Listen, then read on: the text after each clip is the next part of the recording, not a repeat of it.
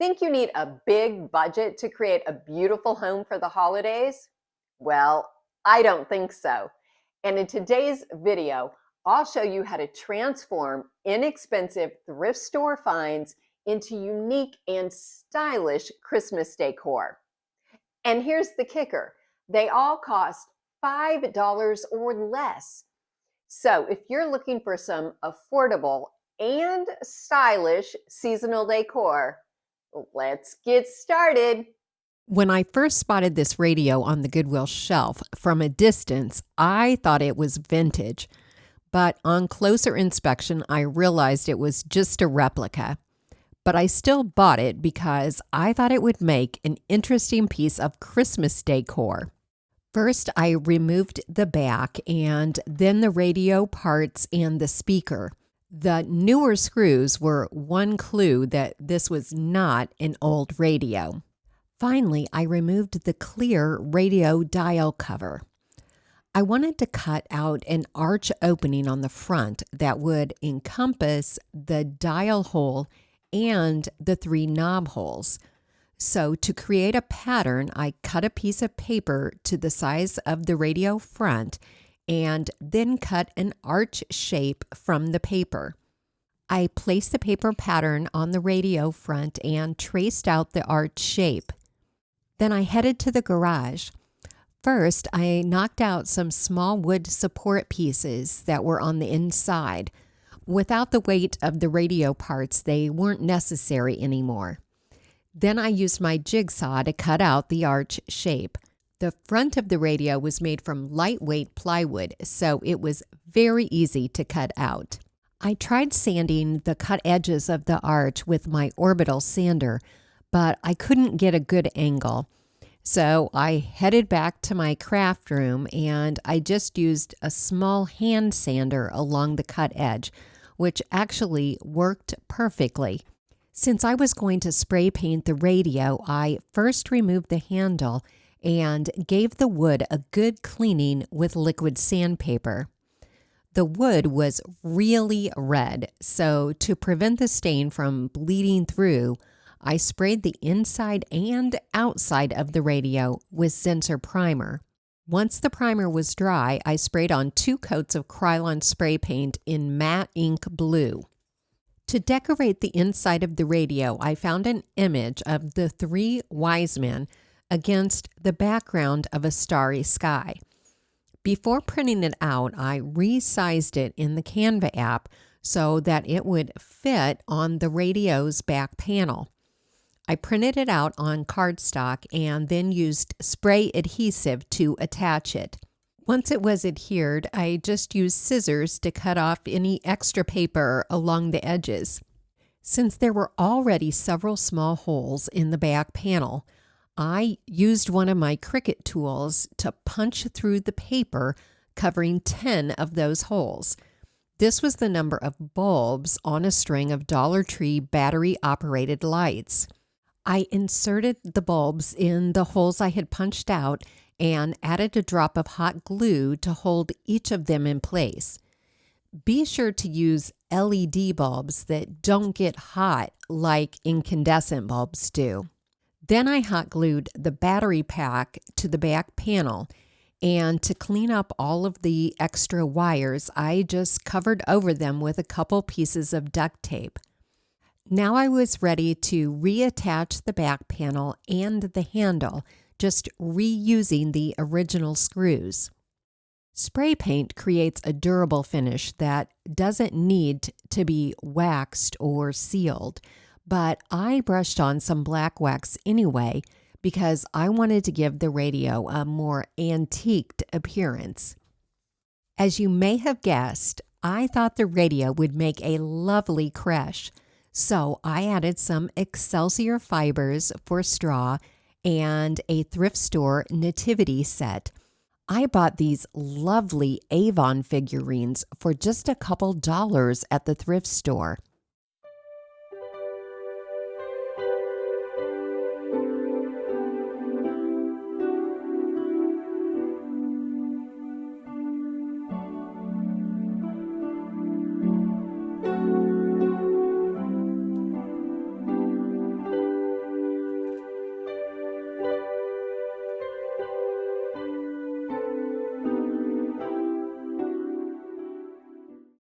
I still had the pieces of the radio dial left over, and since this was the most interesting part of the radio, I thought I'd use it to make a Christmas ornament. First, I had to find a way to remove the decorative face piece from the mechanical parts. The metal ring said 1934, so I searched the internet for a 1930s vintage Christmas image, and I couldn't believe it when this one of a family seated around a radio popped up.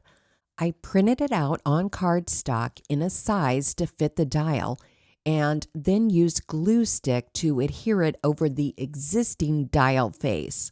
I put the dial face back in the plastic ring and poked a hole through the center to reattach the metal dial.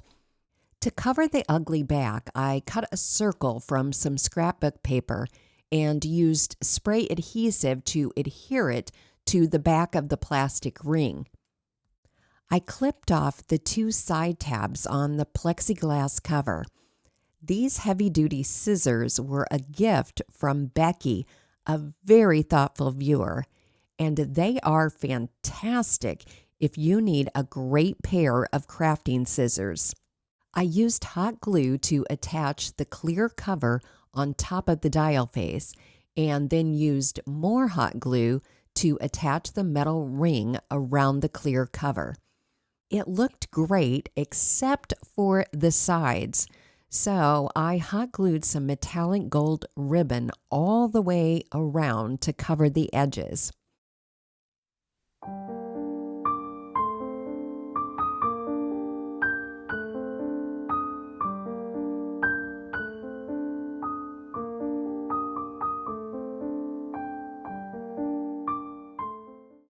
When I saw this green framed mirror with shutters at Goodwill, I knew I had to buy it, even though at the time I had absolutely no idea what I would do with it. Although the shutters were cottagey cute, I decided to take them off and just use the mirror in this first project. I liked the green paint, but I was going for a more elegant look, so I gave the frame a couple coats of black chalk paint. When the paint was dry, I used a razor blade scraper to remove the paint that I had gotten on the mirror. To seal the chalk paint and give it a slightly more vintage appearance, I brushed on a coat of antiquing wax and just lightly wiped away the excess. To decorate the mirror, I wanted to try one of IOD's new gilded rub-on transfers. These work just like their regular transfers, except the words or images are sparkly gold. I chose a page of sheet music from the tinsel package. When I saw just how sparkly the transfer was, I realized that the black wood frame needed some gold wax. If you put on too much wax like I did, you can use some clear wax on a cloth to wipe some of it off. I thought the mirror needed just a little embellishment, and I had 2 small plastic musical instruments that came off of a thrift store wreath last year. So I hot glued them in a corner of the mirror and added a skinny black velvet bow.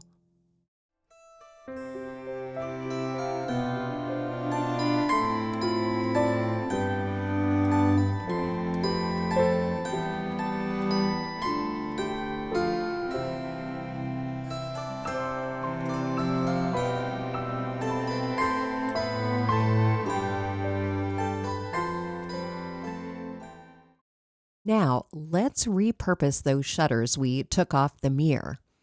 We could just attach them together and hang a small wreath on the front, but instead, let's try something different.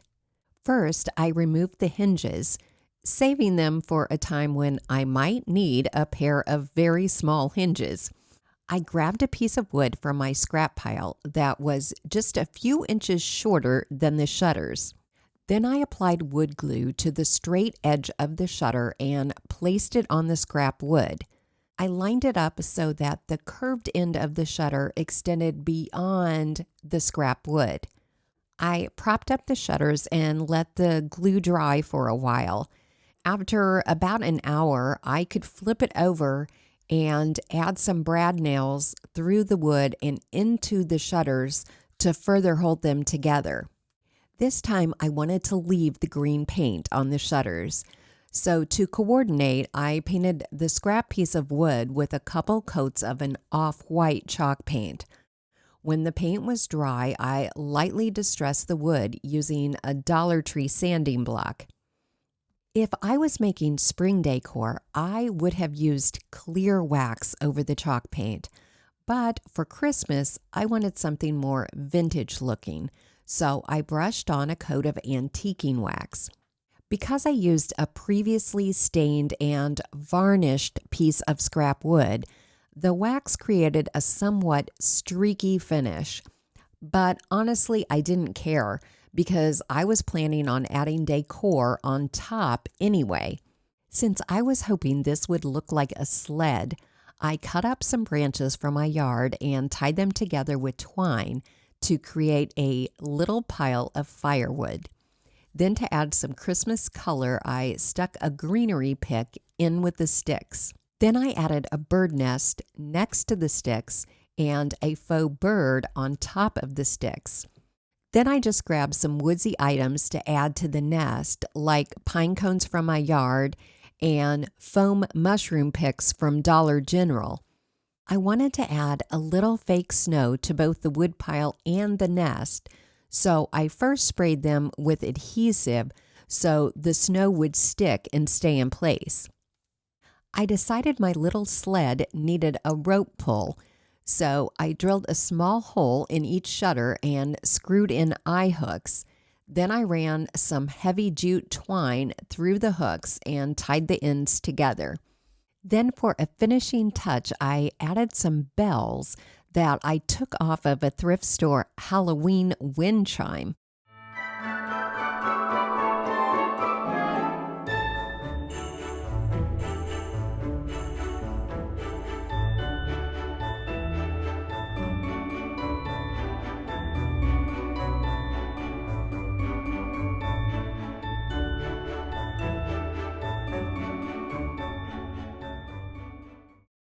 This is such a nice wood mail organizer for only $3.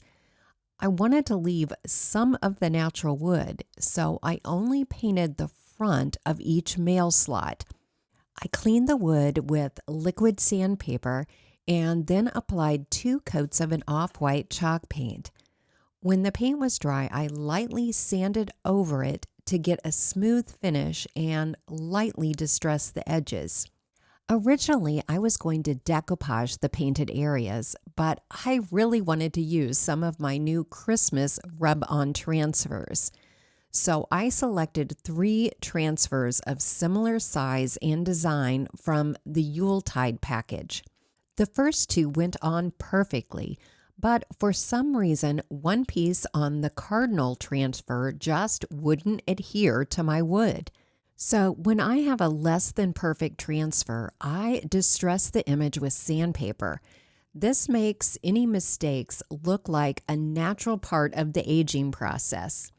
And to make the mail sorter look even older, I brushed on antiquing wax and just lightly wiped off the excess. I think this is an adorable way to display Christmas cards.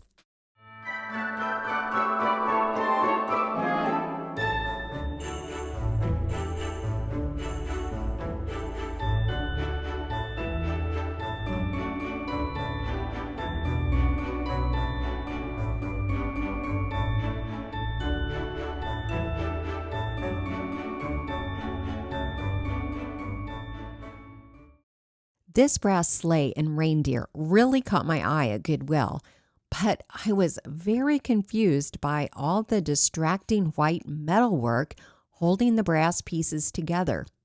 So I began removing all the metalwork that was just decorative and not needed to hold the sleigh and reindeer together. I used an angle grinder, but A good pair of wire snips would have worked too. I thought the copper bows on the reindeer really dated the piece, so I removed those too. Some of the remaining metal pieces were rusted, so I needed to use a rusty metal primer before repainting them. I wrapped the brass pieces in cling wrap and then used a spray primer on the metalwork. I wanted to paint them black, but since I was out of black spray paint, I just brushed on some black acrylic paint instead. I also wanted to dress up the sleigh and reindeer with some more of my new Christmas rub-on transfers. First, I cleaned the brass so that I would get good adhesion. I chose some small ivy transfers from the Yuletide package to apply to the neck area of each reindeer, and a larger ivy transfer for the side of the sleigh. The hinge connecting the two pieces was partially broken, so I used Gorilla Glue to keep the one remaining pin from coming loose. I'm not sure what the purpose of the hinge was, except perhaps so that it could fold up for easier storage. There was a metal pocket on the back of the sleigh, which makes me wonder if this originally came with a brass Santa that sat in that pocket. Rather than adding a Santa figurine, I made a small bundle of greenery to put in the pocket, adding a little styrofoam to hold it in place. And I hot glued some small red jingle bells to each reindeer. Finally, I added a red velvet bow for a pop of color and some soft texture.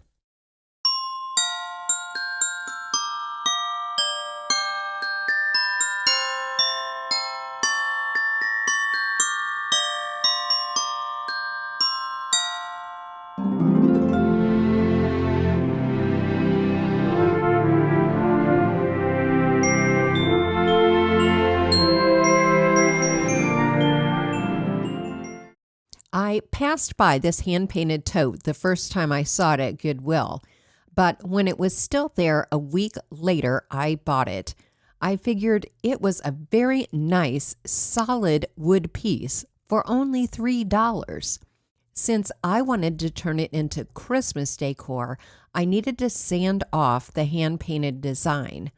The paint was pretty thick, so I basically ended up sanding the entire piece down to the bare wood. Even then, you could still see the outline of where the paint had been, but I was hoping some rub-on transfers and new stain would disguise those areas. I chose some ivy transfers from the Crimson Velvet package. I used one long strip on each side and then cut another strip into smaller pieces for the handle. I like that the handle still looks like geese, but in a much more subtle and updated way. Make sure you've added all the transfers that you want before you apply stain, because they won't adhere well, if at all, once you apply the stain. I used Minwax Early American stain for a warm, medium brown shade, and I just applied it with an old cloth.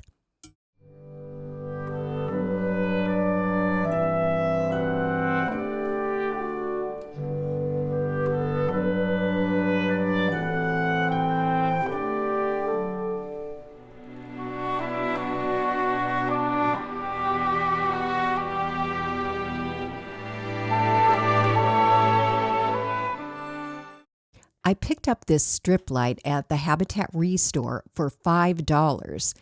My first thought was to put candles in it and use it as a table centerpiece. But once I started removing the electrical components, I realized it was constructed of 3 separate pieces. So I thought I would use the parts to make 2 different projects. For the first project, I sprayed 2 sections of the light with Zinsser primer, and when the primer was dry, I hot glued the 2 sections together. Then I painted the entire piece with some white chalk paint. Since chalk paint has some texture, it will hopefully disguise the fact that this light base is just made from plastic. To turn this into Christmas decor, I'm going to attach a snow globe to each section of the light. I popped the bottom off and used my glue gun to melt a hole in the center of the plastic base so I could insert one light on a strand of Dollar Tree battery-operated fairy lights. Next, I hot glued a Hobby Lobby bird ornament to the top side of the plastic base. Then I added some faux greenery, small pine cones, and berries inside each globe, and then added some faux snow. I popped the base back on the snow globe, and then to cover the threads around the bottom, I hot glued some fluffy white trim that I had in my Christmas ribbon stash. When I attached the metal mirrors back on the base pieces, I realized I needed to thread the lights through the holes in the light base before I inserted them in the snow globes. After I added a bulb to each snow globe, I added a drop of hot glue to make sure it stayed put. Then I hot glued the bottom of each globe to the reflective metal. To clean up the underside, I just pushed the extra wire into the holes and covered them with a piece of duct tape. And I just tucked the battery pack underneath where I could easily turn the lights off and on.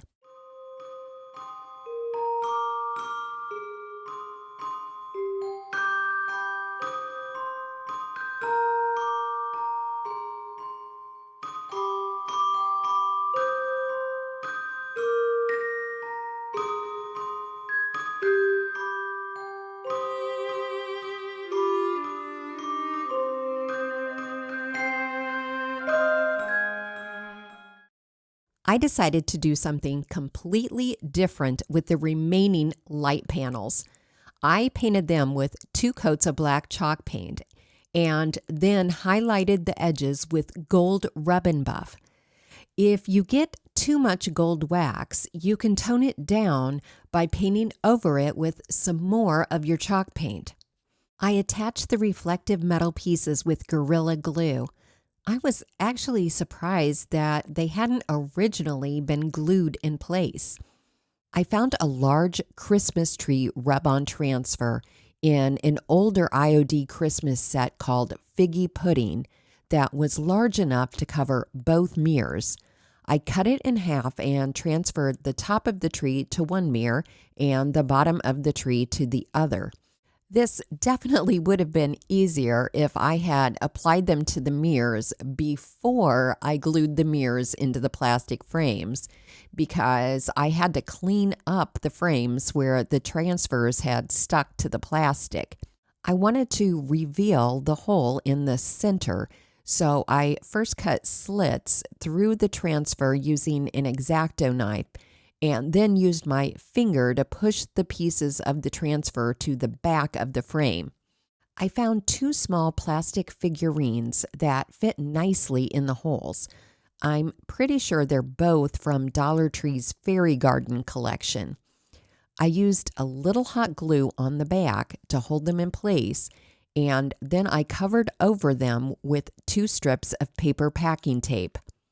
When I flipped it over to the front side, I saw there was a little bit of space around each animal where I could add a few pieces of greenery and some red berries.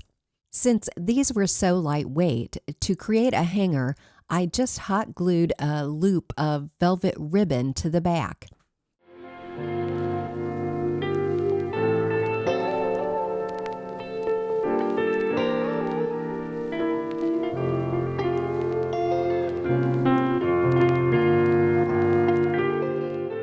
If you enjoyed this video and want more affordable DIY Christmas decor and gift ideas, I'd love for you to subscribe to my channel.